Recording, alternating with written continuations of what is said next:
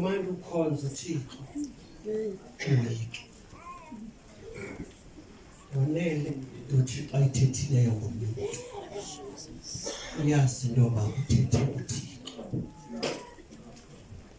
then ungafuni eyakho cela umuntu oseyifumene andifundela phela just verse 22 incwadi yasePhilip chapter 2 verse 22 isihloko sithi uTimothy noEpaphrodito verse 22 uTimothy yena nimazi kakuhle niyazi ukuba wayesoloko ejikeleza kunye nami ekuhambiseni indaba ezimnandi kanye okukonyana ephenenca noyise verse 23 ndiza kumthuma kuni ke kamsinya ndakuba ndiqondile imeko yokuhamba kwezinto ngakum ndaye ndinethemba lokuba emandleni enkosi nami ngokwam ndizakuza kungekudala verse 25 ndiyabona ukuba uwethu uEpaphrodito ongumncedisi nogxa wam enanimthumele kum mandimthumele kwakuni amen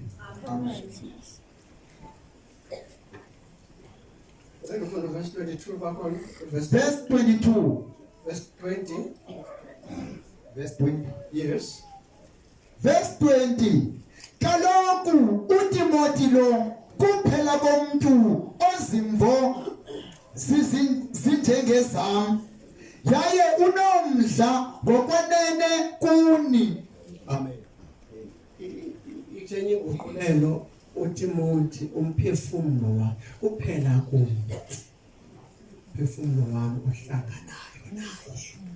ngikukhulu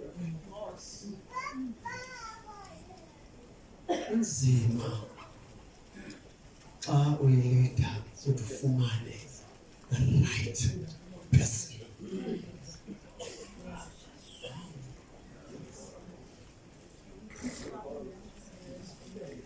it's very difficult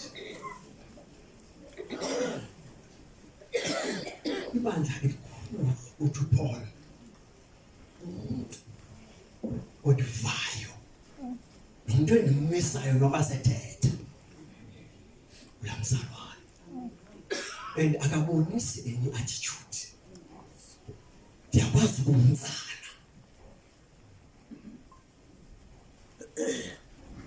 hallelujah amen then xa ifika kuloo ndawo then inhliziyo yeyam abuhlungu kakhulu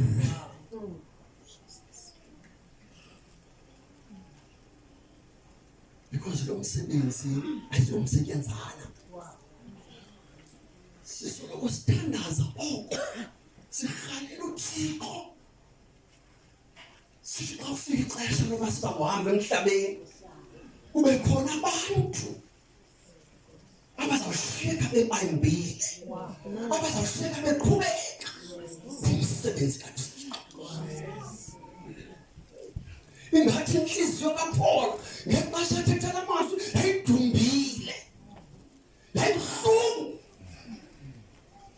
because uthe ebandleni elikhulu akhona amabandla nakwezinye indawo but umuntu tolo ngifundela ndikoyo onayo verse 20